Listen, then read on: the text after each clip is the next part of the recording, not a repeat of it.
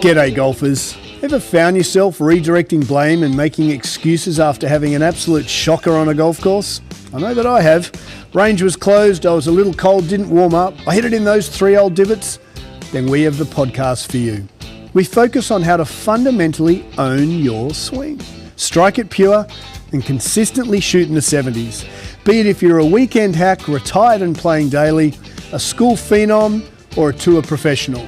We present and discuss facts and physics pertaining to golf, trying to keep our ego and opinion at bay. We dispel myths such as keep your head down, bend your knees, or my all-time favourite, game improvement irons. So stop drinking that mythical Kool-Aid and have a sip of ours. I think you'll find it both inspiring and refreshing. I'm Scott Young, founder of Swing, PGA professional and ex-tour player. Welcome to Pivot the Path. G'day golfers and welcome to Pivot the Path. We've got an excellent 100th episode today with a fantastic friend, member here at Swing, and a man I admire greatly. We'll get into that in a little bit with our improvement pivot point. News from the fairways. We had the F1. We saw Lando back-to-back winners in the Brazilian Grand Prix. Now, my little boy Oscar, I don't know what's happened, but all of a sudden Lando's now, I think, 26 points ahead. He's only got 2 or 3 F1s to go. So hopefully Oscar gets his A into G there, all puns excused. Antonelli, good to see him get second too on the podium. So Mercedes had a good win there. To golf, DP Tour saw the chap who wears the double gloves, Mr. Aaron Ray. So it's great that Aaron won 25 under. He's playing some really, really good golf. Seems a good guy too. So support Aaron whenever you get the chance to get into him. The LPGA, we found ourselves in Japan. We had a lot of Japanese up on the leaderboard. Nasa Hateoka won with 15 under. That's her 7th win. So well done, Nasa. She's only 26. So it was a rain-shortened event.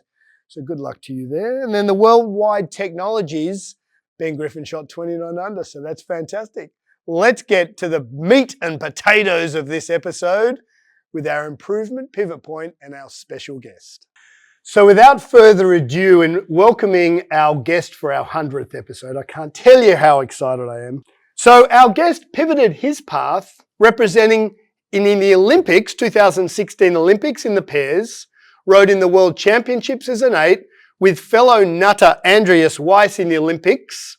And he's also gone toe-to-toe with his life partner, who's more competitive, we will find out, with one going to Washington and one going to Cal Berkeley. We're not sure which is the better rowing school. We will get to that in a second. With the lung capacity of Phar Lap, the arm span capacity of a bald eagle, that is our 100th episode. I'm extremely proud to introduce our member here at Swing, Nareg Guregian. That was great. I wish my coaches were that nice to me when I rode. I'm so proud to have you here. We've become very good mates over the last couple of years, so it's cool. So thank you for your time. We're interviewing this on a night here in New York City. What we do here is have a little fast minute to get to know you. Right. A couple of little questions. Do you actually know who Phar Lap is? No, that was going to be a question I was going to ask you, and I hope he's a really special person because. So Phar Lap was Australia's best thoroughbred racehorse. Oh wow! And post-mortem, his heart was actually double the size, which parlays back to what we're going to get into with your big old lungs. Yep. And probably was the greatest racehorse ever lived, still to this day, I believe. Which is better school, Cal Berkeley or Washington? Berkeley. Okay, defiant. Do you actually have large lungs, on a serious question, or do you know how to use them better than most? I do have large lungs.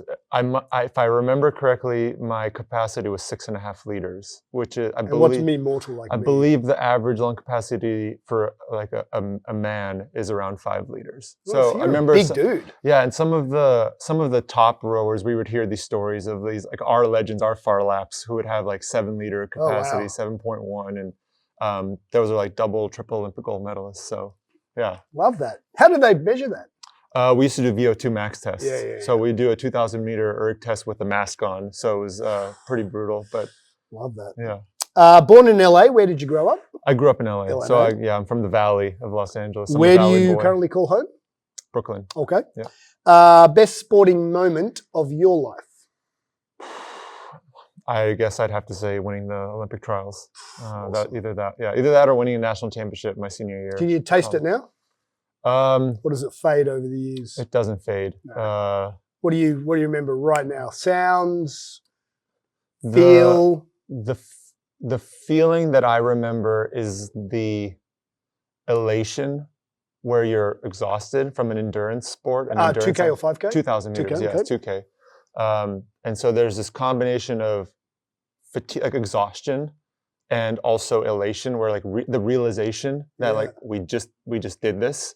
That's so awesome. You like look, there's this moment where you just look and then you notice it, and you just everyone celebrates differently, right? Everyone has some people scream and yell, some people stand, like whatever. And for me, in my head, I'm screaming and yelling, my hands are up, but I've never been able to produce a sound when I celebrate. Just my hands are doing stupid things. Yeah. But then my pair partner, when we won the trials, he's screaming at the top of his lungs. So there's like a picture of us crossing the line, and I'm just like, and he is screaming. You just see his neck like he's a rock singer. Oh, that's so cool. And I always told him he should have pulled harder, and then he wouldn't have had the energy to scream. Best sporting moment you've ever seen that you were not in? For whatever reason, the first thing that comes to my mind, even though this is very controversial, is Abu Dhabi 2021 for F1. Interesting. Verstappen, when they first came back, because they had to shut the race down for an accident. There was a safety car with like 5 or 6 laps to go, and again, it was a controversial decision. But I remember, so it was funny. Me and my pair partner Anders, we were like on the phone talking to each other, like talking about the race, and at that point, Verstappen had never won. So we were cheering for the underdog, and we all thought, "Oh, too bad, this is over. This sucks." And then all of a sudden, it's like one thing led to another, and then he won. And it was like 9 a.m. in the morning. I was in my apartment, and my wife was just like in the other room, and I'm scring and yelling. You had vocal cords that time. I did have vocal cords. You did. Yeah. So it appears to be when you're doing it, your vocal cords. Yeah, I remember that. Gotcha. How long have you been playing golf? I'm a COVID golfer. Okay, it's about 3 years. I think now it's been like 4 years. Okay. I was living in the Bay Area at the time before I had moved to New York, maybe 5 years then. Okay. And my friends started picking up golf. And we, it was at the Tilden golf course in the Berkeley Hills. Okay. And I just went to the driving range and started hitting balls, and it was horrible. And my first time I ever played a round we were playing the back nine. We were playing 9 holes in the morning. And it was just this air swing. And it's on video. My friends have it on video. We should try and get that video. I almost didn't want to say what it was, because if you show it, I should just be like, you should see my first swing. It's a beauty. And then, love that. Favorite course you've ever played so far? I know we got many more. Hopefully we'll get one together soon. Yeah. I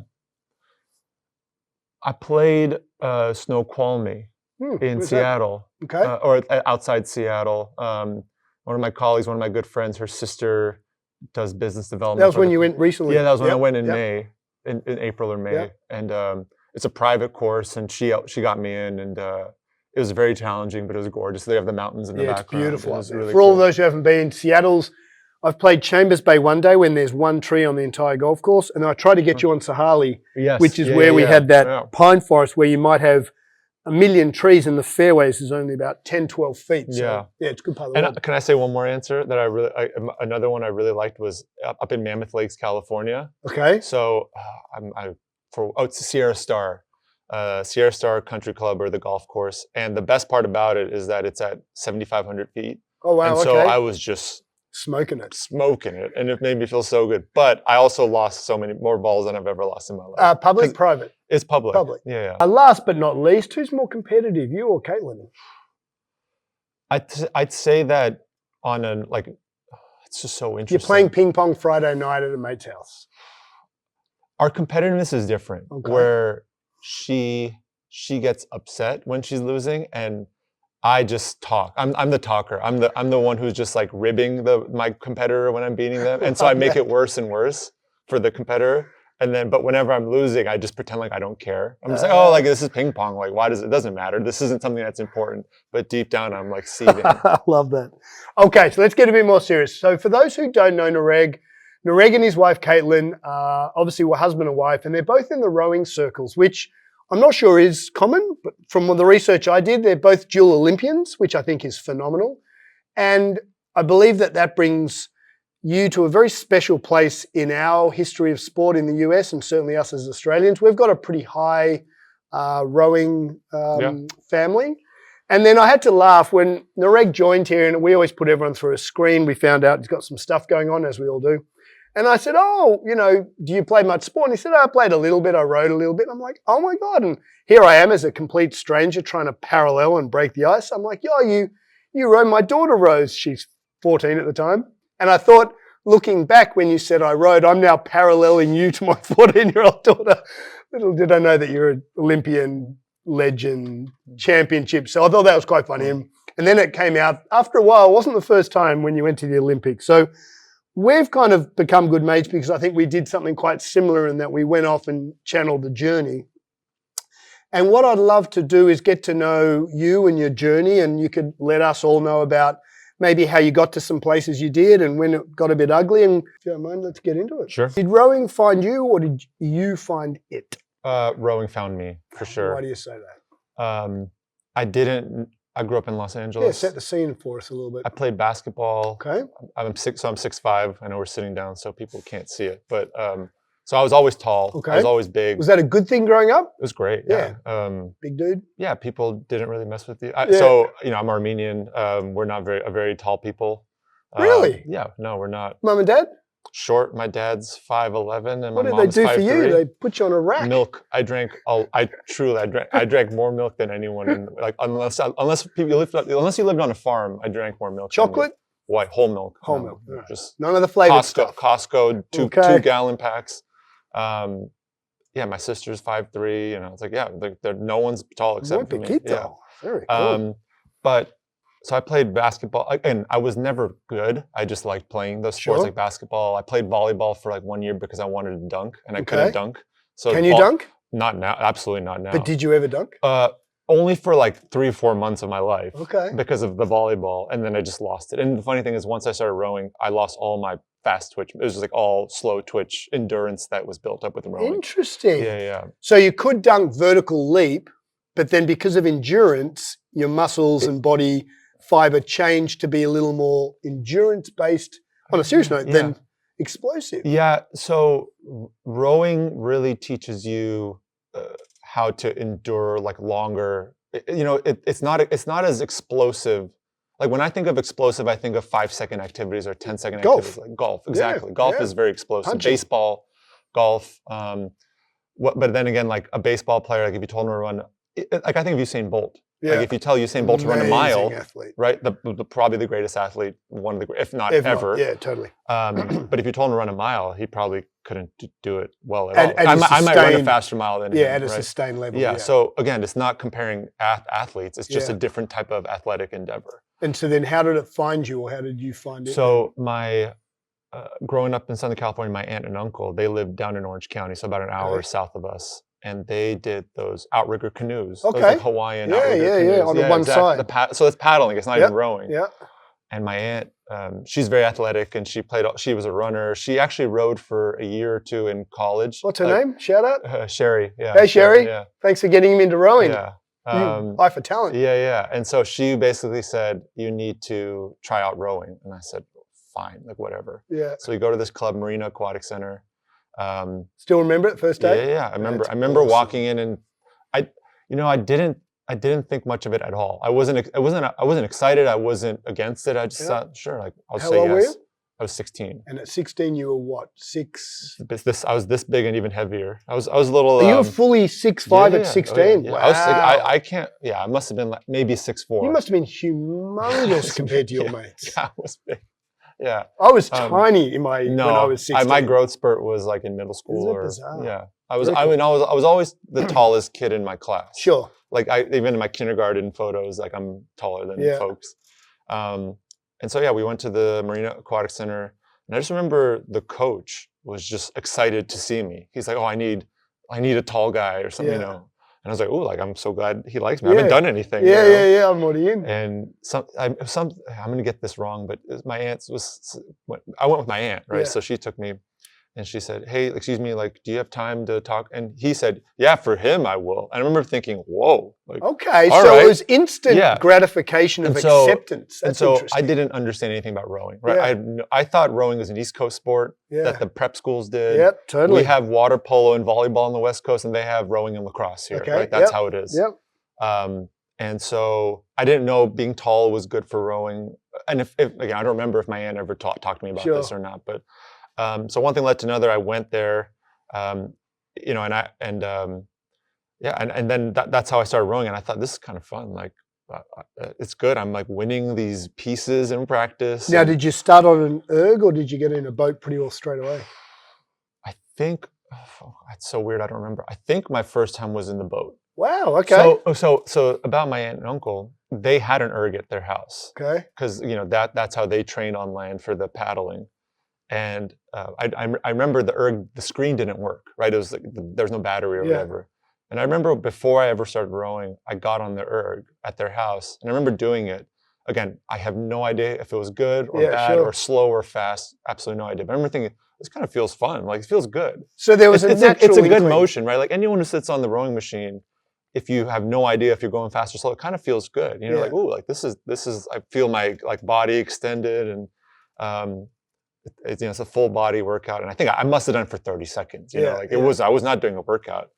And then so the coach asked me, have you ever been on an erg before? And I said, yeah, of course. Of course. You know. And then he was like, okay, we're gonna do 20 minutes. And I was like, wait, what? Like 20 minutes? This is crazy. You know, little did I know that it would be a lot more than 20 minutes in the future. Yeah. Oh, that's awesome. Yeah. And then, so just getting ahead of ourselves a little bit, we'll come back. Then what got you into golf over in San Fran? Just a mate? It was just doing something. Was that who came in here? Yeah. It was my best friend, Brandon. Who's humongous. He's like he's this big, wide. And so you guys just thought, let's go hit some balls. Yeah, so he's a coach now at my alma mater, Cal Berkeley, and he was playing golf at the course. It's near the university. Sure. You know, and we were just friends, and so like I can't remember if he asked me or I asked him, right? Cool, but we just went with it. We just went together. Never played when you were rowing? No. Classic. Like we would do a fundraiser for donors to donate to US Rowing, and we were caddies. Yeah. It was at Badenbrook. Okay. It's in New Jersey. It's like an hour south of here. So I was a caddy. You know, I didn't know anything. I just was trying to get these people to donate money to US Rowing, and I just remember like once one of the donors let me swing his driver, and I whiffed it. You know, I didn't hit the ball, and I was like, I'm never doing this again. Oh, now you're hooked. Yeah.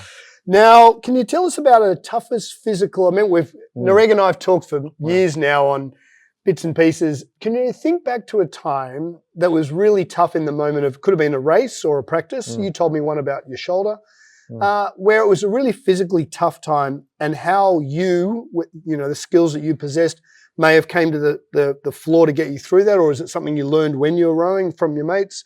Think back to a really nasty training session or an event where you really overcame that and you thought, wow, that's pretty cool. I didn't know I had that in me. So was it inherent is the question I'm no, asking. It was, so one of the few so I've had some, I think I could tell you like the hell workouts. But I'd say the one that really changed my trajectory, the one that really made me think like, okay, I think I could do something. And where are you roughly at in your career? So this is my freshman year at Cal. Okay. So this is only my second year rowing. Wow, from ever? Ever. Wow. So I started rowing my senior year of high school. Okay. And I was a year early in school. So I was 16 through the first half of my senior year. So I got to college when I was 17. So you were underdeveloped, you were tall, but you hadn't even close to hitting your strength yet. Absolutely, and like especially in the brain. Yeah. But that's why we get married. Yeah, exactly. AKA the boss. I know. Boss. So it's my freshman year, it's my first semester. It must have been October or November. I'm not doing well on the team. I was, like, it made sense that I wasn't doing well. So it was my freshman year, and I didn't, when I got recruited, I didn't realize it was a big deal I got recruited to Cal Berkeley. I had no idea. Yeah. So whatever, I get there, and I'm thinking I'm pretty good because I was really good in my high school team, in the club for that 1 year. And then you realize, no, these are the best, not like the best Americans are here, the best international recruits are here. And then I'm on the team with these guys. How many ballpark? 40 guys? There were, so back then they separated the freshmen and the varsity team. Okay. So if you could have been Michael Jordan your freshman year and you're not playing with the varsity. Okay. You can't play with the varsity. Just for injury or? It was just the rule. They were just separated. They just separated it out.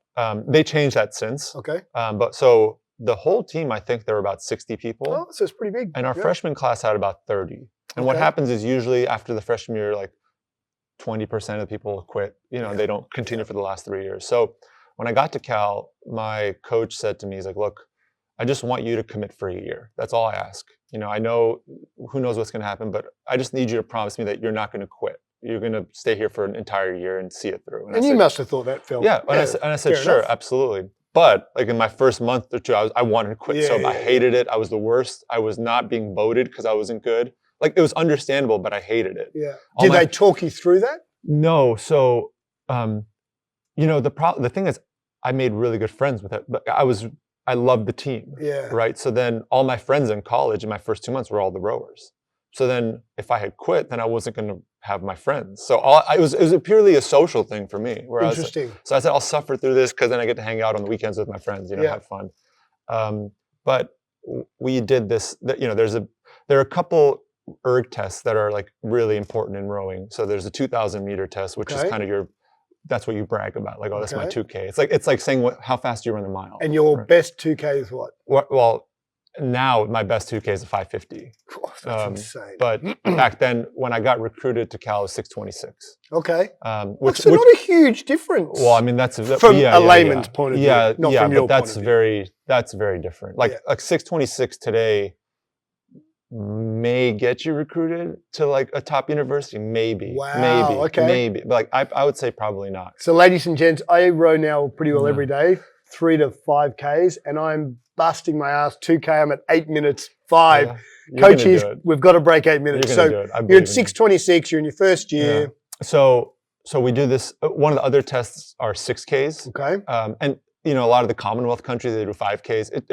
It's a cultural thing. Yeah. So we do 6Ks. Like America and Canada, they do 6Ks, and the Brits and the Aussies do 5Ks usually. But they're kind of similar. They're similar speeds. And so we did do a 6K test. And it was October. Balls to the wall. Yeah, it's max, right? Okay. And back then, breaking 20 minutes was a big deal as a freshman. So that's 6K. So that's a 140 split. So that's flying. Yeah, it's good. Especially back then as a freshman, if you break 20 minutes, it's really good. Now, again, nowadays all these freshmen are breaking 20 minutes. Sure. But this is almost 20 years ago now. Yeah. So. We're doing this erg test, and my best score was 20:56. That's how I got recruited. So that's a minute difference. And I thought, okay, my goal is to break 20:30. Right, that's my goal. That's a respectable goal. It's a almost 30 seconds personal best, which is a lot. Yeah, it's a lot. Yeah. And I remember just starting it off, and about like halfway through, I was at around the 20:15 pace, and I'm thinking, wow, like. I feel good. And now, are you doing that in your head, or have you got a? You know, the erg tells you your projected time. So you know what the time is. You know, yeah. You could set the screens however you want, but that was a screen I had. So you see your time you see how hard you're going, like your watts or whatever, and then it shows you what your projected time is and how many meters you have left. Damn. Yeah, and I'm thinking, oh, okay, like that's pretty good. And then I remember thinking I have more energy, you know. And so I don't remember the details of the erg test because it's all foggy, but I ended up going 1954 or 55, 54, 55. Yeah. Again, it could be foggy, but I broke 20 minutes. Yeah. And I remember thinking like, I would have, it was this weird moment where, because then I was all of a sudden in the top 5 of the freshman class. Whole. Yeah. So, and one guy was just a future double Olympian. All these guys were really good. And they were all the really good guys on the team. And then I was also in the top 5. And then the coach all of a sudden was like, wait, like, who are you? Who's this guy? And even I was like, who's this guy? That's awesome. And then from then it was, you know, obviously ups and downs, but that was a moment where you're like, wait a second, like I can do this. So what do you think you had? What did you think you brought to the table? Did any of your child upbringing, was it your school? So I went to an all boys school, which I look back on, Knox Grammar, and it really shaped mum and dad as well, obviously my brothers and sisters, but the school really shaped who I am, right? Do the manly thing was our motto. You try your best, irrespective if people look or not. What got you through that? Obviously, you meticulously planned, I presume, to peak at that point as best you could at being new to the sport. But what was it? Was it a mindset? Was it you're obviously physically strong? What do you think was the outlier that suddenly got you from 20:30 to now you're breaking 20? Truly, I don't know. I don't know. There was no conscious effort. It was just like, I feel sincerely so lucky because, like, I don't think I would be here today. I don't think I would have been a successful athlete, a successful rower if I wasn't surrounded by like my team. So like I was lucky. My freshman class when I was there at Cal was a rock star class. Yeah, sure. Like we had future Olympians in that class. Did you know that? Did you know that those guys were special? No. Did they know? We had no idea until we started racing in the spring. So this erg test was in the fall. Okay. So it was October, November. Yeah. And then the racing season isn't until the spring. And so we had no idea we were fast until we raced Washington, because that's the big Duke, North Carolina, Ohio State, Michigan, Cal, Washington. Like that's how it is. And so we went up. So every year they switch the location. So that year we went up to Seattle. Right. And so you're up there, and all of a sudden it's real, right? You know, and by then the rivalry is like baked into you. Like you know, after 6 months, like we hate them, they hate us, and we could try to beat them. Now, is there in the boathouse? Is there actual that talk of? Yeah. Do you have literally like a sign that you punch? So when I was being recruited, right? So I was a senior in high school, and I had actually already gotten into Berkeley, right? Okay. So I didn't do an official visit or anything like that, but I went up to visit because one of my high school friends, not a rower, he got into school as well. Or he got into Berkeley and UCLA. So he was trying to decide where to go, and his family drove him up, and they're like, "Do you want to come with us?" And I said, "Sure, it'd be great." So I ended up taking a cab to the boathouse. It was like a 15-minute drive from campus, and I show up. It must have been a Saturday or a Friday, I can't remember, but I show up to the boathouse, and the coach, my future freshman coach, the whole team is sitting in like the main area of the boathouse. The speakers are playing the Al Pacino halftime speech where like, "I can't do it for you. You gotta whatever it is, the inches you need," or whatever. And I'm walking in like, because this is the day before the UW duel, and he's playing this, and I'm thinking, oh my God, this is real. Like this is serious. And everyone was like, nuts. People were like shaking, and I'm thinking like, I didn't feel it at all. Right? I'm just like, what am I getting myself into? But then, like once you're there, you learn that the enemy, Washington, because I thought I want to beat Harvard, and I want to beat those Ivy League guys, those preppy guys that are not like me. Yeah. And we were doing a workout, and we're just like hooting and hollering, we're 18-year-olds, right? And I said, I probably made some quip about Harvard or Princeton, and my coach was like, "Stop me." He's like, no, like don't worry about them. You need to worry about Washington. And I remember thinking, okay. And then it's like, I hate Washington, Now, at that point, when you went for your first Washington, Cal Berkeley meet, was Caitlin in the boat as well? No, so Caitlin's a year older than me, and she was a coxswain of she was a coxswain on the men's team. So it was really rare to have a female coxswain on the men's team. So maybe we just back it up a little bit. So Caitlin was a rower herself. Yeah. And then someone said, "Hey, we need someone who's smart and strong." Yeah. She's a firecracker. Yeah, so she's a coxswain. Yeah. She started as a rower, a lightweight rower. She's 5'4", 5'4.5". 5'4.5". Sorry, I love you. So she was a lightweight rower, and I think the men's team they were short a coxswain, and they needed someone. And she was a really good rower too. They medaled at nationals with her as a stroke seat as like a 5'4.5" gal. So she was. I would say she was a legit rower. Yeah. Maybe her ceiling wasn't as high as like what future Olympians would. Just because of height. Yeah, just because it's just limitations. Yep. The men's team needed a coxswain, and so she did it. And the men's team ended up getting a medal as well at one of the high school national championships. Her stroke seat got recruited to Washington, and the coach at Washington asked the stroke seat, "Is there anyone else from your team I should think about bringing to Washington?" And he said, "Yeah, my coxswain's really good." Awesome. So the coach talked to Caitlin. Caitlin ended up going to Washington. The stroke seat ended up quitting. This was a year ahead of you. It was a year before me. The stroke seat ended up quitting like a few months into being at Washington, and then she stayed. And then she. Now I was going to get into this later, but let's pivot here. Yeah. So you met. Describe when you, if you're happy. Describe when you met Caitlin, and you guys weren't a couple. No. What happened there? This is cool. Well, okay, so. We knew of each other. She's the enemy. She is, yeah. And we raced against each other. Right, she was on the men's team, and we raced against each other. And so the only conversations I'd ever had with her were like shaking her hand after it's a good race, like being, like respectable and all that kind of stuff. And in that moment, are you like, I want to? Yeah, I hate her. Yeah, I hate her. No, there was no like, oh, I kind of like her, but I hate. No, it's just there's none of that. It was interesting. And then cool. Again, she was a senior when I was a junior, and this was 2009. And she was a senior, I was a junior, and we were the favorites to win. So they had won a race against us, we had won a race against them, and we had won the penultimate championship, the Pac-10 championship at the time. So we were the favorites. And what's the main race? It's called the IRA Championship. So rowing is not NCAA technically, but that's the national championship, is the IRA Championships, Intercollegiate Rowing Association. And so we were the favorites, and they ended up beating us, right? And they beat us in the last like 500 meters of the race. So it was a brutal, right? It was just horrible, the worst day of your life kind of a thing, right? So again, you just shake their hand afterwards and, you know, pretend like you don't care, but of course deep down you're dying. And so that summer, we were both on so she had just joined the women's national team. I was on the under 23 team.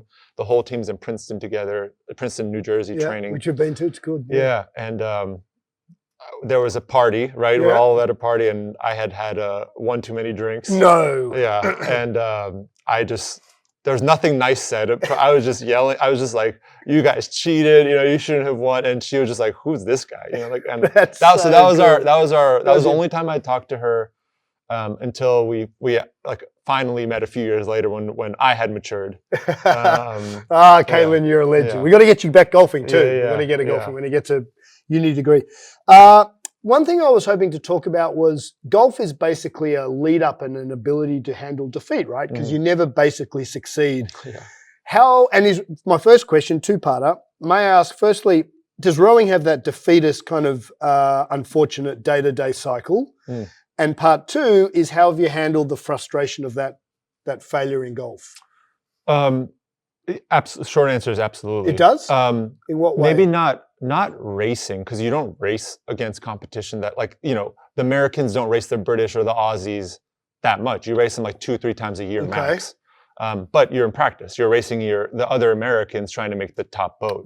Right. So we would have pieces that would be graded off of, essentially, like twice a week. So twice a week you're racing, and again, you're racing the best in the country. We're doing national team. National. So now we're talking national. So let's go national. Yeah. Well, if I'll take a step back. So what happens is, the only way you get to the PGA Tour, the national teams, when you're already really good at the lower levels. Sure. So most people, when you're in high school, because you're really good, you get recruited to row in college. And then when you get to college, you meet these other guys who are also the best in their high school programs. It's like Iceman and Maverick. Exactly. So everyone's used to winning, right? And that's why you're there. And now someone's going to have to get used to losing, because there aren't that many winners. So that's interesting. And so that's what happens at every level. You go, as you get higher, it gets harder and harder. It's harder. To win. Like the summit gets steeper, right? Sure, Whatever that saying is. So it's not you're not defeating in the individual moment, but because the pool is so deep with talent, someone's going to lose. 100%. And so what happened was, again, the only reason I went to the national team is because I started doing well in college, right? I started winning within the squad at Cal, right? And so I make the top boat. And then you're the best, you're one of the best guys, if not the best, in your college program. Now you got to beat the best guys at Washington, at Harvard, at Princeton, right? So it's always harder and harder and harder.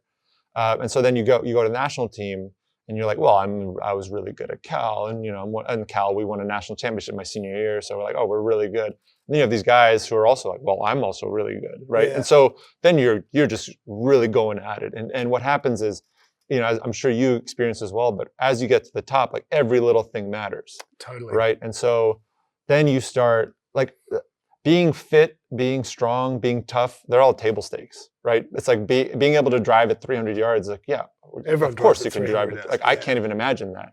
But it's like, that's not even important, right? It's like how you say to me, everyone says putting is the most important thing. And I'm like, well, let me just get it on the green first, and then we have to think about putting. But once you're at your level, then the putts, every 2 putting is not, or like, I don't know, if you have a 3 putt, it's like the end of the world, right? Correct. For me, it's like, totally. If I have a 3 putt, I'm like, oh, okay, cool. I guess at least at least it's not 4 putt. But so there's a lot of loss, and that you have to learn from the losses. Because again, like, once I got to the national team, you're no longer top dog. Right? You're around all these other top dogs, and you start losing to them. So you can either quit, you can be like, maybe I don't want to do this anymore. Like, I'm not. But if you're still like on making the team, again, like, then you make the team, and so like, okay, I'm one of the best Americans. Now I got to beat the best Aussies. So let's get back a little bit. So you've got all these crazy elite athletes. I presume alpha males mainly. Sure, yeah, absolutely. How do they get on when ultimately you're meant to beat them? How do you let them in? So I probably, looking back on my playing days, I spent 10 years out there. And I've got another question for you as well. I wasn't mature enough in the moment? I wish I was a little more mature because I kind of put the brick wall up and went, well, I'm a little different. I'm a bit of an odd duck, so I'm going to do things my way. Now I think I would have been better served learning a little bit more from others. How did you guys all get on in the Olympic team? Or national team for the Olympic team? There's a lot of competitiveness for sure. I thought that we generally did a good job of leaving it on the water because you're on the water, you're tired, right? You're exhausted, sure. You're tense, you're stressed, you're fatigued up the You're also like in an aggressive state. You're in a race, right? Yeah. Racing is not about like who rows the nicest. And you're saying racing just in a practice term? Well, I mean, like if it's, we had different types of practice. Some of them were more technical practices. Some of them were just pure like go, like who gets there first, right? Okay. And in those scenarios, of course, it's going to happen, but you have to be pretty aggressive, as you might imagine. Like it's an endurance sport, you have to endure, right? Yeah. And so you're struggling and stressful and you're there's yelling going on, there's aggression and anger. Yeah. Not so much, but it happens, right? I thought we did generally a good job of leaving it on the water. Like once you get off the water, you kind of sweep it under the rug. Are you good mates with many of the guys in the national team? I don't keep in touch with so many of them, but it's weird. I'm very close with my college teammates. But again, if I see my national team teammates, like it's like we're best friends. Yeah, like totally. there's no animosity. Yeah, it's more just kind of I think when you go to college, you're a lot more impressionable. You're 18 to 21. You're learning so you're growing. You're becoming, a man, right? in quotes. Yeah. But it's your first time. It's your first experience in like taste of freedom. Yeah, sure. You're away from mum and dad. So you're learning a lot about like yourself, about life, relationships, friendships, all that kind of stuff. And so you go through a lot of growth together. I think on the national team, I know it's like only 4 years different looking back, but you kind of have already gone through that growth phase of your life, and now it's almost like your career. And so it is more stressful because one, it's harder. Right? The level of competition is just higher, whether you're at a great program in college or whether you're an average program in college. I joined the team when I was 23 years old, and maybe 22, and there were some guys who were in their 30s. Yeah. Right. So there's a big that's gap. A big difference. Right. And these guys had been to the Olympics before, and they were married, right? Yeah. Some of them had kids, and so you're in a completely different group, right? You're with people who are seasoned veterans, and you're kind of a little whippersnapper, like I'm going to do it. And did they take you under their wing? Do you think some of them? Yeah, some for sure. There were definitely some older guys who maybe I didn't get along with because they're like, "Who's this kid?" He's a threat. I'm also just a loud person. I talk a lot and all that kind of stuff. But there are other guys who. We're still super close to this day. Like I was at the head of the Charles in October last month, and I saw one of my teammates when I first joined the team. He was 10 years older than me, and it was like he's like my big brother. Yeah, where that's it's like cool. We saw each other, and it was great. Yeah, that's cool. So on that, 35-year-old Nareg, does he tell 23-year-old anything you would like to go back in time and say, hey, maybe, buddy, look down this lane, forget that lane, and maybe look at that? Yeah, I think. What would you tell yourself? I think I don't know if it's a regret, right? Because it's life. We don't have regrets. Yeah, I really don't regret it. It's more one thing that was always in the back of my mind. Like my family, we're not athletes. Yeah. Like no one in my family plays sports except for me. But we're talking not sports, dude. We're talking Olympian. But no one plays sports except for bizarre. me. Like no one plays sports. It's not that they were really good, but not that. I was like, no one plays sports. Yeah. So they crochet. Yeah, exactly. So, but like I went to a good school, right? Yeah. Berkeley's a really good school. I had teammates of mine most of them didn't go to the national team. Most of them got jobs. And so they're in the Bay Area getting good jobs. And my family's like, well, like what kind of job? You got to like. They want the best for you. Yeah, they want the best for me. And they're immigrants, right? So they don't understand this American system of like sports as a lifestyle, like as a life. It's more just a hobby. I think one thing that I really wish I'd done better was kind of fully commit to the rowing, like to being a rower.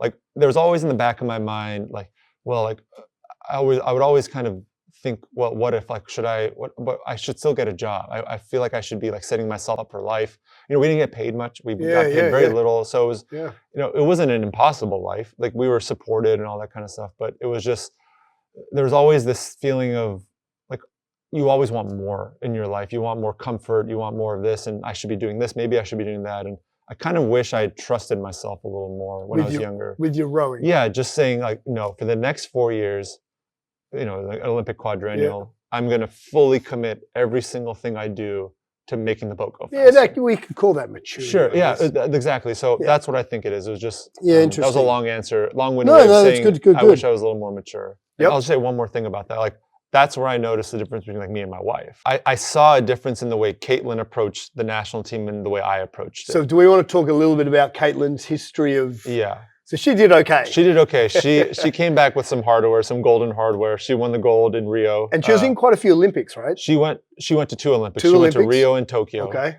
Rio was her first Olympics. She was in the women's 8, and they won an Olympic gold medal. Your beautiful wife asked me to put on the gold medal, and I declined. I said, no way, I didn't deserve that. So, but I did, from memory, I grabbed it and went, damn, that's heavier than what I remember. It's really heavy.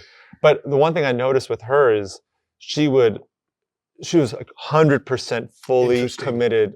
Like she wouldn't do things that you're like, she wouldn't commit to social engagements because she's like, I'm sorry, I'm busy writing notes about practice or something, right? And I'd be like, well, come on, like let's go have fun or let's go hang out. She's like, no, I'm sorry, I'm rowing. And I was a rower too. It's not like I was just like a boyfriend who was like, well, why are you so committed to rowing? I understood it. But even then, that's the one thing I saw where she was much more mature than me. I think that's like the theme of this, where she's definitely more mature than I am. But then one could argue though, being a little more aloof because you went for 14 years? No, I rowed for 10 years. Yeah. And I was on the national team for six, give or take 6 years. You could also argue that allows a bit of longevity because you do have an out. Because I've seen certain players that I know, Kirk Stegbau's one, Kurt, hope you're well, where they were so intense they just like went, I'm out of here and busted. There is a fine line. You know what's a sad truth, I think, that you realize when you're at the highest level of your endeavor is that there is such a thing as talent. Yes. And it's like something that no one ever tells you. It's all like hard work and dedication. And again, like I said, those characteristics are table stakes at that level. Like everyone is working hard. Yeah. And so, but then some people, and talent isn't necessarily something you're born with, like the lungs, right? That's something I was lucky to have. Like my height, I'm lucky to have it. I didn't do anything to be tall, or maybe the milk made me shorter, like who knows? But some people just have it, the technique, the ability to feel the water better than I did. Or I know some guys who I worked harder than, who beat me. And I know some guys who worked harder than me that I beat. Yes. I could say empirically, those are facts. But the rowing appears to me, so I rowed so I can get used to it, so I can understand what my daughter's going through. Mm-hmm. And as we've talked about on the podcast, she dislocated her shoulder. She's back rowing. She's good. But so I can help train her better, I want to know what she has to go through. So I'm doing 2 to 4 Ks a day, and it's brutal. Like it's brutal. To me, I think it becomes a part of your life. Like you don't think about it. It's kind of like going to work 5 days a week where you're just... Sorry, let me preface that.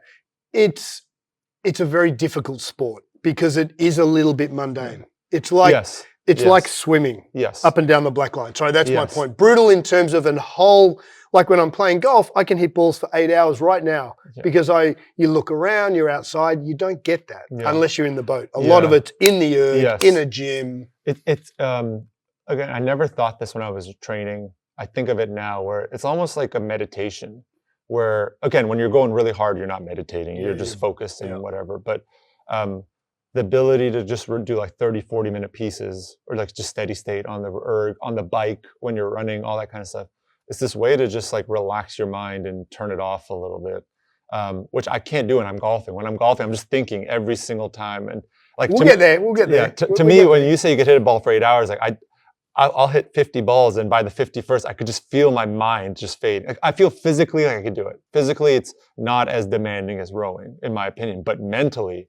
And the thing is, like when I'm not doing well on the erg, I'll just go harder. I could like convince myself like I'm going to just do it, but you can't do that with a golf ball. You get even worse, right? So that's the hardest thing that I'm trying to reconcile when I play golf is like, relax or take it back, take it down a notch and like hit it smoother. And then it's like, so one of the questions I had was, how do you go from, and we're going to pivot here in a little bit, how do we go from Olympics is elite of the elite. I then went down the rabbit hole, and to be a Olympic rower is 0.40 of 1%. I mean, so we're talking an amazing athlete. How have you gone from Olympic elite to sucking at golf? Although you're sucking less. I am sucking less. How did you handle that? I almost broke 90 this summer. Yeah, so we'll get there. We'll get there. How have you enjoyed how have you embraced do you find it difficult, golf? Yes, I do find it difficult. What part? It's a very technical sport, right? Again, like I don't think maybe I just don't understand golf. I don't understand golf the way you do, but to me, it's not the I'm a big guy. So the physical side is not my shortcoming. It's the technique. Yeah. So similar to rowing, like rowing is a technical sport. There's endurance and fitness as well, but absolutely there's technique. So to me, the hardest thing is trying to figure out the way to like technique my way to good scores on the course. And so that's been really hard for me where like one thing I notice on the water is I'm at the point now, and this probably isn't 100% true, but the way I feel is when I'm in a boat and something's not going right. Because you're rowing only 2 weeks ago, right? Yeah, something like that, 2-3 weeks ago. Which you enjoyed. It was great. It was slow, but it was great. But like I feel comfortable if something's off in the boat. Like there are 8 of us in a boat, right? If the boat's a little bit down to my side or if I'm feeling being put, I know I can say like, hey, this is the fix. Yeah. Let's tell the coxswain, hey, make this call, and we'll fix it. And it's not always right, but I have an idea of what to do. Sure. When I'm not hitting it well, I'm just like, I don't know what to do. Yeah, okay. And I make all these changes, and then you kind of run into the problem where you're making so many changes, you lose your confidence, right? You're not just enjoying the swing. And then I see you come up behind me like, hey, Scott, how do I do this? And you just, well, just boom, and it's gone. And I'm like, well, but then we get you back. So pivoting now a little bit, and this is where you're such a quiet man, mate. And I really admire you a lot, because when you came to me about 4 years ago, you then said, hey, by the way, this is coming down the pipe, and kind of what happened. So tell our listeners kind of what the big cancer word came knocking on your door, and how did that all come about, and what was it called, and what happened? Yeah, so my last race was the Olympics, 2016. Okay. And so then I kind of became a normal person, got a job. I was still rowing in the mornings, like back when I was in the Bay Area. I was still like, I had the idea of training, the idea of coming back for Tokyo, like in the back of my mind, but I was never like fully committed. Yeah. And so one thing I'd always wanted to do was donate blood. I always want to like help people and all that kind of stuff. Yeah, but good egg. But then I was always terrified of donating blood when I was training, because everything is so important. Sure. Every race matters, and you're given a liter of blood, and just like everything, it's all about VO2 and how fit you are. And I don't know what I'm going to lose. I'm not that good. I'm not Michael Jordan, where I could afford to, or the stories of like Dennis Rodman going to Vegas for a weekend. Like I was not that guy. Yeah. So once rowing was over, I said, okay, fine, I'm gonna start donating blood. So I went and donated blood every couple of months. And then of course there's like, well, you can donate, the red blood cells, like a normal blood donation, like everyone thinks of, but they said you could donate platelets, and we need platelets. That's more important. That's what they said. So what is the platelets donation for? So what they told me was it's for cancer patients. It's for like newborns, who have birth defects, just neonatal unit, that kind of stuff. Okay, so pretty important. Burn victims, that's what they said. I remember them saying burn victims. And of course, I didn't understand the medical side of it whatsoever, but I said, sure. And they said, it's a little bit more, it's a longer donation, all that kind of stuff. It's a little long. So normally like the red blood cell donation, I think it takes like 20 30 minutes. Yeah, I've done it a couple of times. Yeah, so it's not, you have a needle and then it's over. And then the platelets, they say it takes between 90 minutes and 2 hours. Okay. And in the meantime, they put needles in both your arms, because they're doing this, they're recycling the blood and they're only pulling the platelets out or whatever. Yeah. And so the first time I did it, it was done in like 70 minutes. Okay. And of course, I'm just like, cool, whatever. And they said, wow, that's really fast. Because all they do is they take a certain number of platelets. Interesting. And they said, that's really fast. And I said, well, of course, like I'm an athlete. I'm an athlete.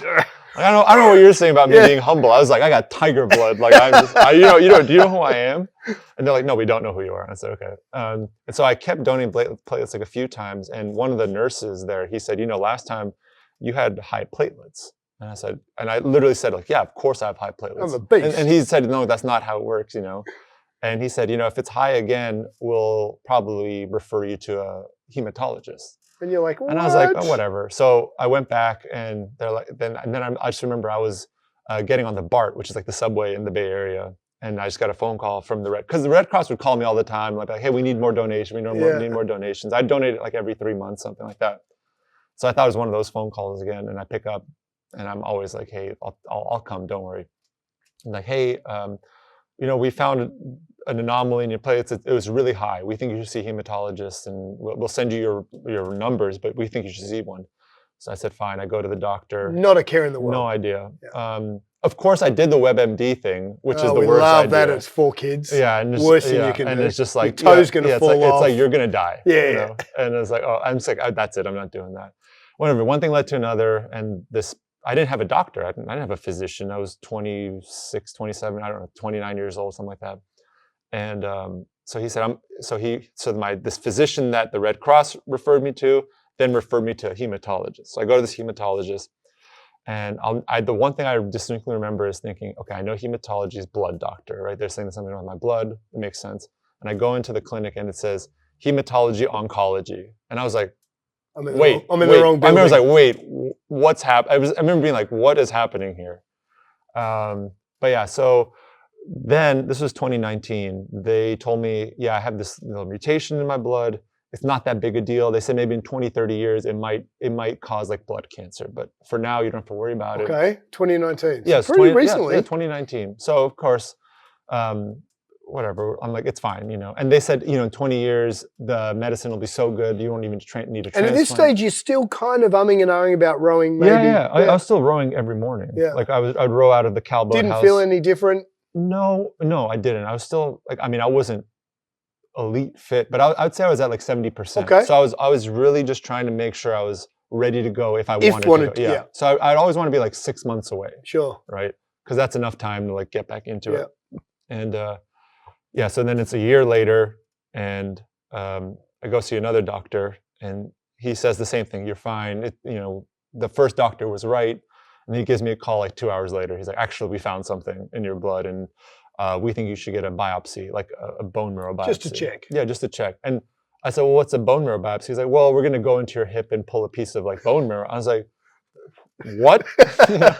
And yeah, he's like, he's like, it's going to hurt. It's going to hurt. But like, we need to check it, because that's the only way we could really see if you're okay, or if there's something wrong. And that's when it got serious. Yeah, that's when I knew like something's not right. Okay. Still feel 100% though. When they called me, they said we found blast cells. That's what they call them. So it's like a cancer cell. Okay. They found like a deformed blood cell or something like that. So yeah, one thing led to another. I got the biopsy. It's not very fun. They numb it as much as possible. Yeah. Also, tip if you ever need to get one, hopefully no one does. If they numb you first as much as they can, and they say, can you still feel that? And you don't feel it. Say you feel it. Trick of the trade. That's not medical advice. But that's my anecdotal advice. Check that with your doctor, but you want to numb that shit up. Because I've had 5 of them, so like that's what I learned.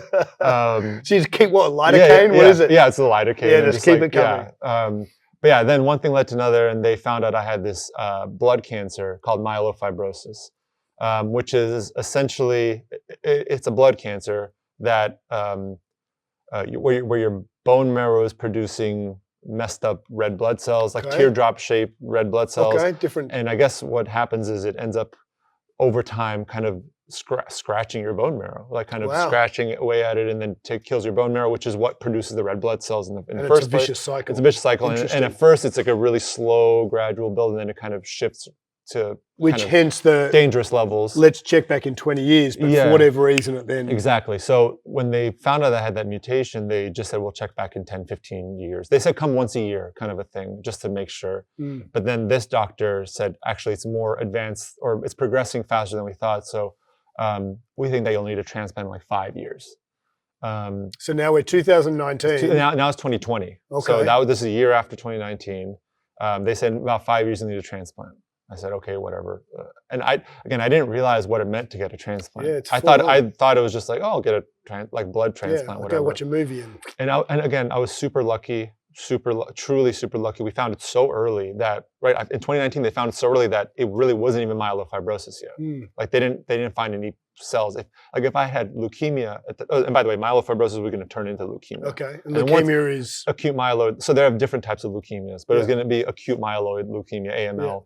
which is, obviously it's acute, so it's very dangerous. And it's a certain type of leukemia. But they basically said, we try to do a transplant before it becomes AML. Because once it's AML, then you have more risk of it coming back and all that kind of stuff.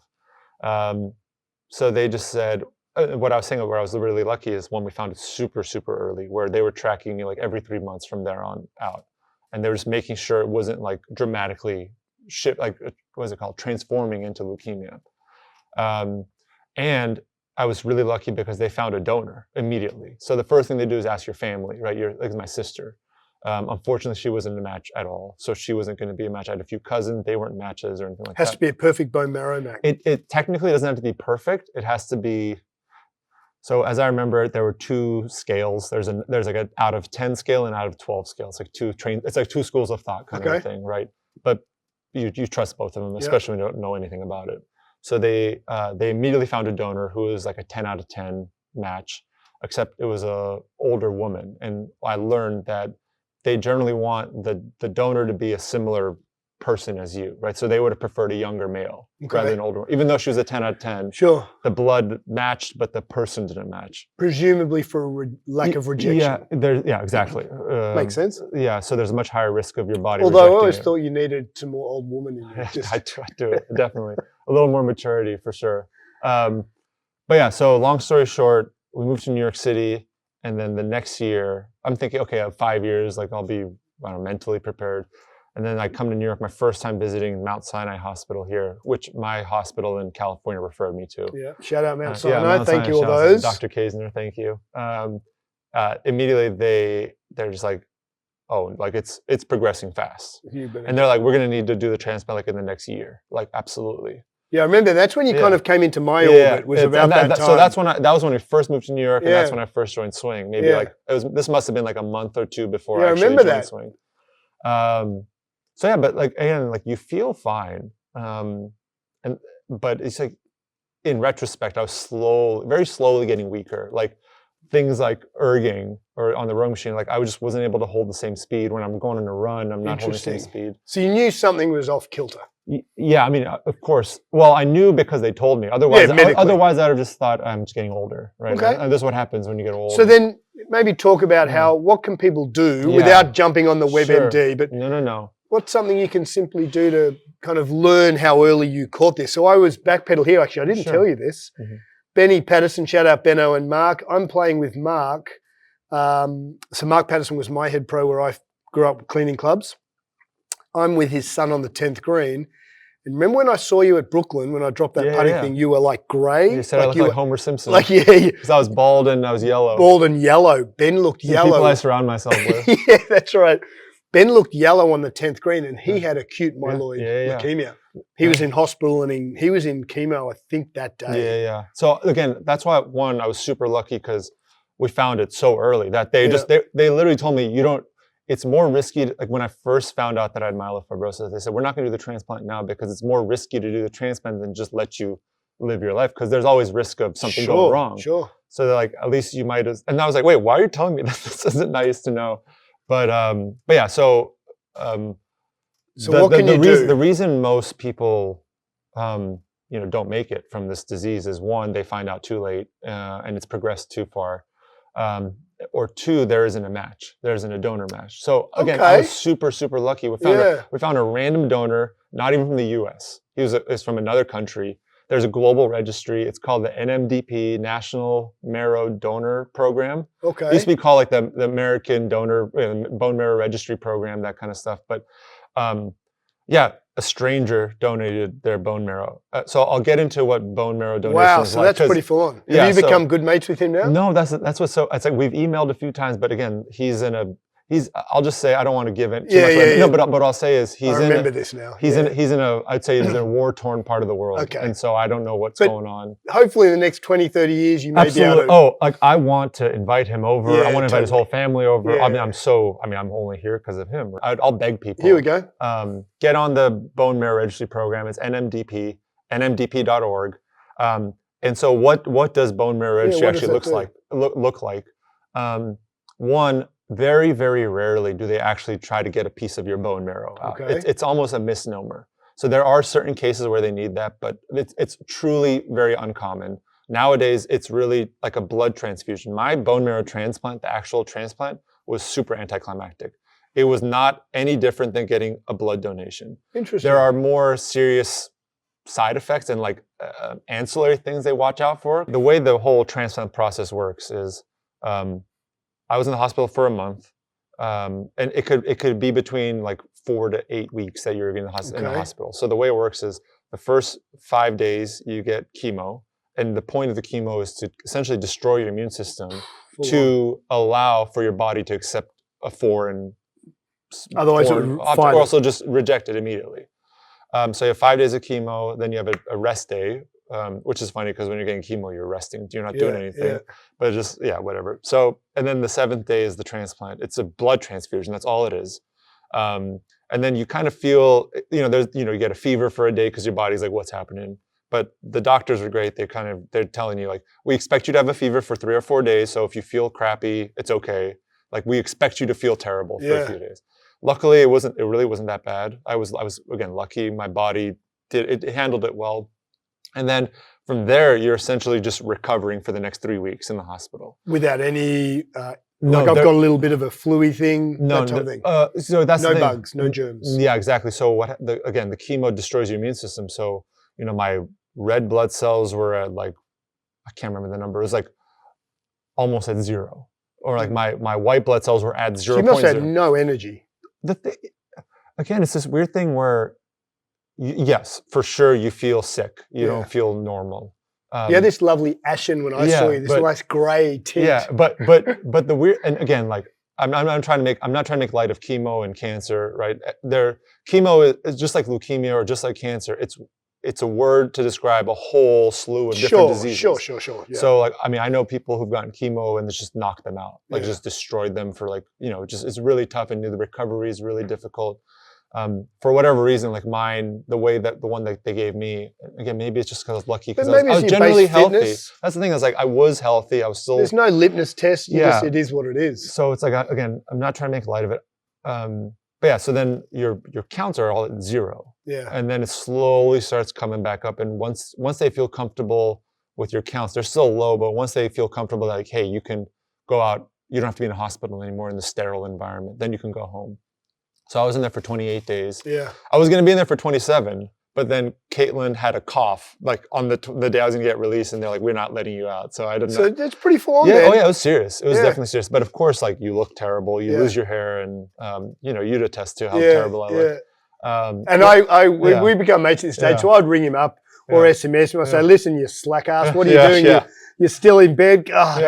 How lazy. Which, in all seriousness, like I would much prefer that than, I presumed. Yeah, because it's like, as you might imagine, like I'm a loud, talkative, I'm an athletic person, and then you kind of don't look like that anymore, right? Totally. And so, it's serious. Especially your family, when they see you, right? They're just, it's difficult. It's really difficult. Even when you want them to be pretending like there's nothing wrong, and it's like, talk to me like I'm still the same person. Yeah. So I really, my wife did a great job of just treating me like as normal as possible. My doctors were great, and every day they'd come into the hospital room, and at first I was asking all these questions, like, well, what about this? What about that? What about that? And by the second week, I was pretty tired and pretty exhausted. And I basically said, everything good? They're like, yeah. I said, anything you're worried about? No, sorry, I'm good. That was my line of questioning. Cool. So why don't we come full circle, pivot the path as the podcast is, then how did golf what's golf brought to you? So I think in general, something that feels really good is just learning and progress. And I feel like golf is one of those things that really rewards you when you're practicing and getting better at something. And that's what I've really enjoyed about golf is, of course, there's a whole being outside and the outdoor sport. Of course, there's that side of it. But just the feeling of, you've helped me a lot with telling me like what I should be focusing on at swing about. So we'll get into that in out, the path, hips, leading hands. Look at you. I know more than it'll show, I'm sure, on the screen. But it's cool to see progress. It's cool to feel because again, I've had it with rowing. You know, I like dabble in the piano, so I've had the thing where I've looked at notes of a song I want to play, and I'm like, how am I supposed to? And you play it slowly. You know, it's impossible. So you like the progression of improvement. And it's like, I hate the feeling of progressing. I hate the feeling of knowing that like I need to go. I know what I'm gonna have to go through now. This is gonna suck. Yeah. It's gonna be a lot of mental. It's not gonna 3Ks. It's not gonna feel good. It's gonna feel wrong. It's like the coach telling you to change your stroke a little bit. Yeah. You're like, oh, this feels so wrong. But I have to commit. Like I'll commit for a few months, and then if it's still not good, then I'll talk to Scott. I'll talk to the coach. Like, hey, I don't think something's working. But because you tell me to do something, and immediately I'm gonna say, that feels wrong, right? That's just, and then in my mind, I'm like, well, he doesn't know what he's talking about. Like, I'm going to figure this out myself. So your stubbornness that got you to the Olympics is also a frustration when you're learning something. Yeah, and in golf especially, like when you hit it well, you know it. Like just that feeling of just like, oh, that was easy Swing. and just gone. It's straight and it's just that sweet spot, right? And I'm just like, that's an addiction. You're like, oh, I want to do that again. And sometimes you have days where you're just like rocking it perfectly. And then there are days when I come and I'm like, today is not my day. Well, shall we get into it? Now, this is all very unscripted. So let's get into this. I'm in my genes, so if I don't hit it well, if I don't hit it well, that's what's going on. So when you joined us, you had crazy short offset golf clubs. I did. And the first thing we got Nareg into is the X100s, 105s. Now, if you stand next to me there, Buggerlugs, you'll see that my fingertips to the ground are a good 2 and a bit inches closer to the ground than Nareg, but obviously he's a lot taller than I am. So I made 1.25 inches over standard length. So we got a little bit offset, so as good as we could have done. We're going to put some new non-offset heads when we get our sets lined up. But we put 1.5 inches over standard length. This is your 7-iron into an X100. Yep. So what we do, you tell us, what did swing bring to you? What have we kind of belted and what have we drummed into you? Hopefully a couple of good things. Yeah, I think fundamentally the thing that swing brought was just a place where I can practice. What does this look like with for controls? You know, everything standardized. So there aren't any variables that I need to worry about. I get to get instruction, right? I get to talk to someone who knows what he's talking about at the place rather than just looking at a bunch of numbers and not understanding what they mean. So what are the numbers? Let's put the big fella on the spot. What are the numbers that you got to hit? So the one thing that you have taught me is focusing on the club path first and foremost. When I came in, I was hitting it out in very consistently. My back was hurting. Yeah. My back was killing me. So Nareg used to spin his shoulders, and in our language, as we've talked about, shoulders would be 10 o'clock, at impact. And the thing is, I mean, I have a bad shoulder. So I have like arthritis in my left shoulder from rowing. Did you only row on which? I was a starboard, so I rowed like this. So you're that side. So our daughter's port, right? She port? She rowed on this side? Yeah. But yeah, I tore my shoulder when I was rowing, and then it was doing weights. Yeah. And then I kept rowing on it for 7 more years. Suck it up, buttercup type. Yeah, basically at a high level. And so I just destroyed it. So I don't have the same like backswing. Like I can only go so far. I literally can't. So what we use with the noodle is just outside the noodle, inside the noodle. Let's rip one. Yeah, and so what I would do is I'd compensate a lot by like doing some weird motions, and you were really helpful in teaching me how to. So we want something like this is actually really unscripted. We've just sat for the last hour and a half. Yeah. Just gentle. Just give me like 6 out of 10. Splay that left foot open there a little bit. Outside the noodle, under the noodle. There you go. Stop it. Inside. That was the first one. Inside 7.2, face 6.8, face less than par. Whew. There's a perfect little draw. I think we're done. I mean, that's one and done. But on a serious note, that felt good. The whole idea of what we're trying to do here is give you guys to own your own swing. So you know what to work. I mean, that's what we do in here. Like we're trying to take me, the pedantic golf pro, out of it. So you know what you had to hit on. Inside 7, face 6, go play golf. But that's the thing that, I mean, again, just for me specifically, you were talking about staring at the rowing machine screen. Like the numbers don't scare me. The numbers actually give me comfort. Because like if I didn't have the numbers, right, I'm swinging the club. You swing but sometimes it's really good. It's a really good, all I'm looking at is how straight it is in the distance. Yeah. Right? And then I'm like, if it's straight and long, that's great. If it's not, then it's bad. But I don't know what is not, what I'm doing to get there. Yeah.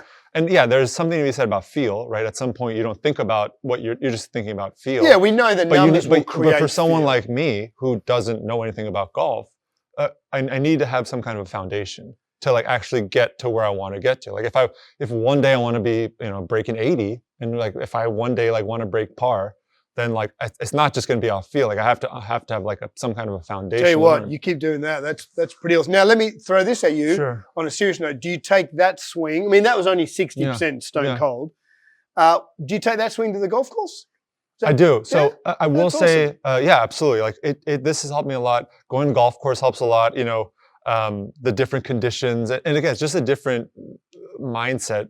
I'm just so not used to going to the golf course. And this summer was the first time I actually went.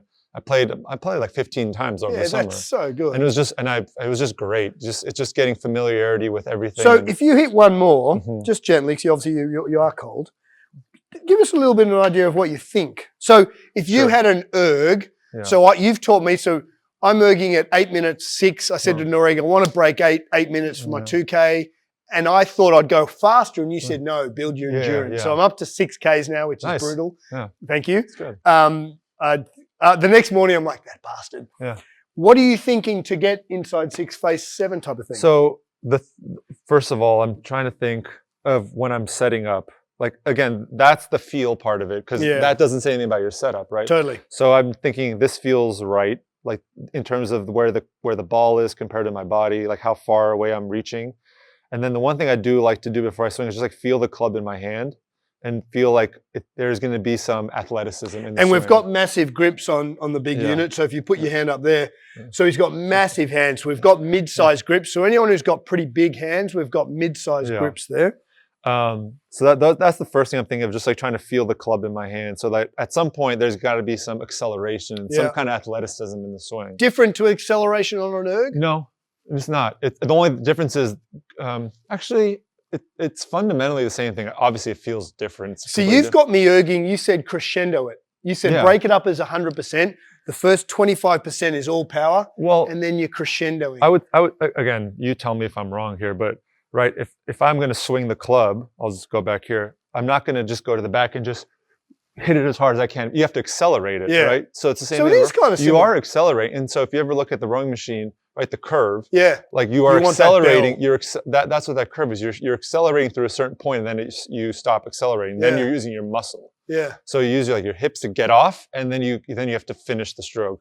So again, I'm still learning to like understand exactly where that one felt good. But in general, sometimes I just get a little aggressive. I'm like, screw them. And then what do you find? So you're going to use your torso. Yeah. Always want to keep that with your hip. Yeah, exactly. Like you learn that it's your hips that are like really accelerating, not your arms. You're not like hitting the ground. It's like figuring out how to swing through it. Because if I'm only thinking of hitting the ball, then I'm not actually accelerating through the ball. It's just you're almost decelerating into it. Interesting. Yeah, it's funny. So here I believe that people can't feel hips leading hands, but Nareg knows because we've bloody hammered it into him. We want inside face less than par. Yeah. All right, so we have one more, and then we'll. So what are you going to think about here? So I'm going to think about when I go back, kind of I almost feel like I'm like reaching out. Love it. Instead of, it's like, feels like I'm going so far forward. People say outside, you're not, straight back. Yeah, but then again, when you look at the video, when I look at, compared to this noodle, it's actually going straight. Yeah, it's straight back. Yeah. Right? So and then at impact, what are you thinking there? I'm just feeling it like, all I think about is hips and hands. Love that. I don't think about anything else. Hips before hands, hands before hips. Hips before hands. Hips before hands, all right. Straight back grooves down, hips before hands. All right, another inside 4, but where were your shoulders on that one? 10 o'clock, 12 o'clock, or 1 o'clock? Left. All right, so we call that in here a 10 o'clock swing. Yeah. So let's hit this one to 2 o'clock. Still came from the inside, but that was a little pull hook because your shoulders spun. Come on, give me 2 o'clock at impact. Pretty good swing though. Straight back and up, grooves down. 2 o'clock at impact. So if 12 o'clock's the target, Nareg's going to feel like his shoulders face 2 o'clock at impact. Ah, look at you. Par 3.1, face 2.9, face less than par. That's straight. That's all that matters. Hey. There you go. That is awesome. Mate, thank you so much for your time. We really appreciate everything that you've insight, and get back on that. nmdp.org. So that's the big thing to come out of us. What I took away from this was you're a legend. And Caitlin's a gold medal winner. She's the better one. She's the better one. She's the better Caitlin, half. you got to get back in here after your exams and start playing. You guys are both awesome. Thanks, Scott. From the bottom of my heart, thank you very much. I want to thank you, like, honestly, for everything. You know, obviously, like, just making me. This would never. This I know this is like. This isn't Tiger Woods, but this is, to me, I feel like Tiger Woods hitting the ball like this. So Inside 3 phase 2. Yeah, I appreciate it. I appreciate everything we love you've it. done No, too. look, we got a really good bunch of crew here, and it did take me a couple of weeks to get out that Nareg had done a little more than rowing like my 15-year-old daughter. Shout out, Tessie. So, mate, thank you. Yeah, we love having you here, and it's going to be interesting to see where you go. We've got to get the wife playing a bit more golf. I know. Once she's done with school. Once she's done with school. Yeah. Beauty golfers, look, thanks for listening. Remember, you can absolutely own your swing with the work you put into your game off the golf course. Newsletter drops Friday, and thank you for your time, and keep sharing it to mates, and we'll see you next week. Thanks, Scott. You're a Appreciate it.